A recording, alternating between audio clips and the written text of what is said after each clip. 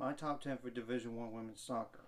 UCLA 1, Alabama 2, North Carolina 3, Florida State 4, Notre Dame 5, Michigan State 6, Stanford 7, Duke 8, Arkansas 9, St. Louis number 10. The only game that's interesting in terms of regular season is number 14 USC versus UCLA, number 1 UCLA.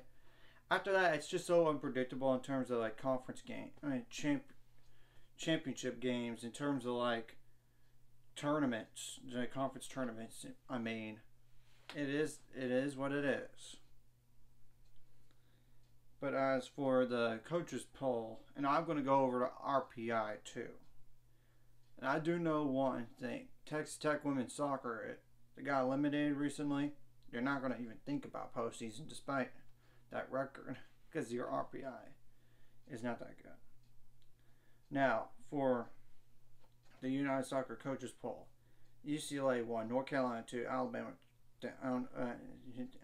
3, Notre Dame 4, Florida State 5, Michigan State 6, Stanford 7, Duke 8, Arkansas 9, St. Louis 10, Virginia is now 11, Northwestern 12, South Carolina 13, USC was, as in like University of Southern California, 14, BYU 15, Texas 16, TCU 17, Georgetown 18, Pitt 19, UCF 20, Penn State 21, Tennessee 22, Santa Clara 23, Rutgers 24, Clemson at number 25. I will say this about the RPI. It is important. If you want to be one of those teams that want to host the first 3 rounds of the NCAA tournament, or even up to the Elite Eight game. Because we know the Final Four is neutral site. And granted, there might be games going on right now, and I just can't go over that. RPI-wise, UCLA is number 1, Alabama is number 2, North Carolina 3, Florida State 4, Notre Dame 5, Duke 6, Arkansas 7, St. Louis 8, Stanford 9, Virginia number 10. Now, 40 through 65 or so, I don't know when the bubble technically starts, but sometimes RPI, with the high RPI, you don't always get in the NCAA tournament. California is one of them at 40, SMU at 41, Lamar at 42, Buffalo 43, Wake Forest 44.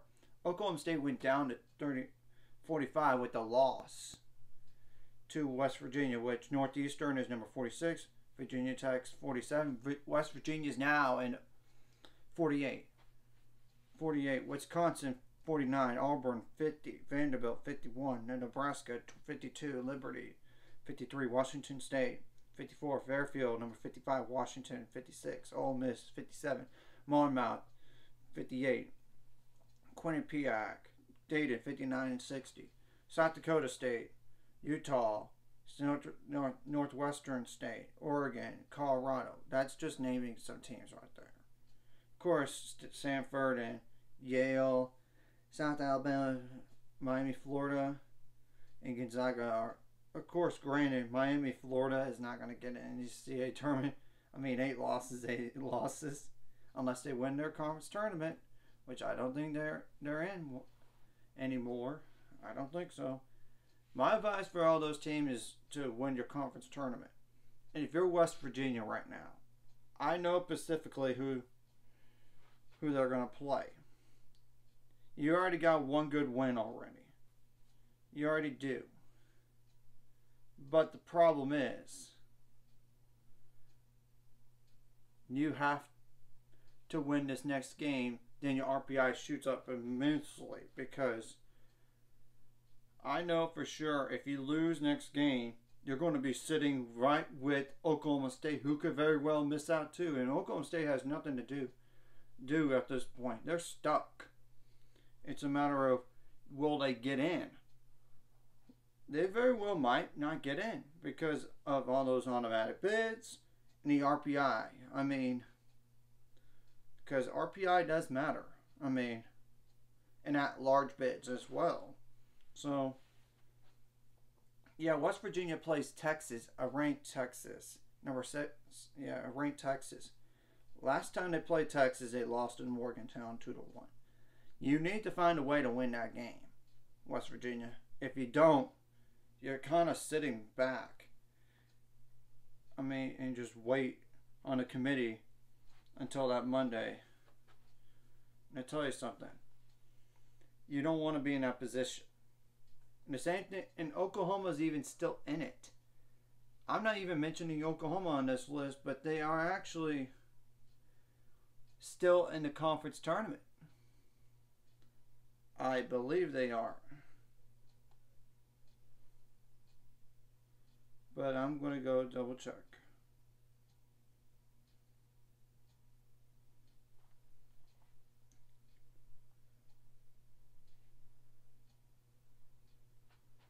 I know for sure them West Virginia was a surprise. I would have thought that Oklahoma State would have won, but they didn't. Yeah, Oklahoma's still in it. And they play TCU next. Ooh, that's a bad matchup. Last time TCU lost to Oklahoma.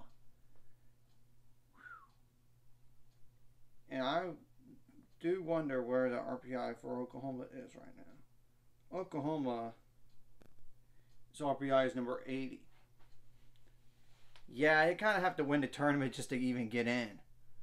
I don't know if they're going to, for all I know. I just know in particular those teams, few teams right there, they're kind of like, if Oklahoma and West Virginia lose, then it's Texas and TCU. Oklahoma State might miss out, barely. West Virginia might miss out too. Oklahoma definitely will miss out if they lose. If they don't win a conference tournament. There's no way they're going to get in. Because their RPI is not going to be good enough by then. So, this is probably the last top 10 until maybe after the season's over. Until the season's over.